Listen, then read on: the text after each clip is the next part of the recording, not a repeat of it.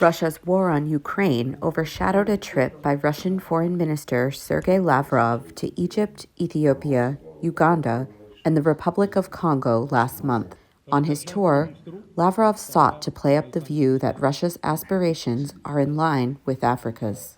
We are living through a very important historical period, a period where we will all be deciding what kind of universe we are going to have and to live for our children and grandchildren. Russia is now boosting relations with Africa that were abandoned after the Soviet collapse in the 1990s. Observers say the image of a superpower that countered Western imperialism is still present today. After the revolution of 1917, the Soviet Union was pursuing an active ideological struggle under freedom to the colonial peoples slogan.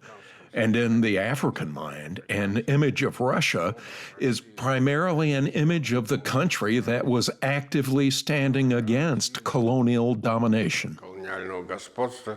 Moscow has been cut off from the West after its attack on Ukraine, but doors are still open for Russia in Asia and Africa, whose leaders have hesitated to back international sanctions. The Kremlin, analysts say, will not miss this opportunity.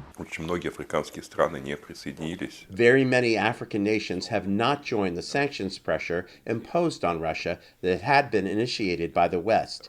They prefer to stay aside in this geopolitical controversy of Moscow and the Western capitals. The war in Ukraine and the blockade of Ukrainian grain shipments has set off alarms in many African countries, which depend on those exports and are now facing shortages or even famine. Moscow sees a chance to win the cooperation of these countries.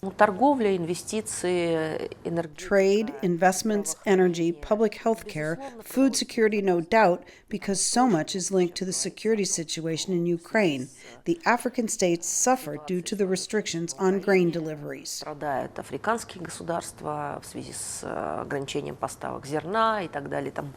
With Lavrov's visit, Moscow sought to reassure African nations that it would continue to supply grain and work to renew its presence in a region where it had been long forgotten. For VOA's Moscow Bureau, Elizabeth Cherneff, VOA News.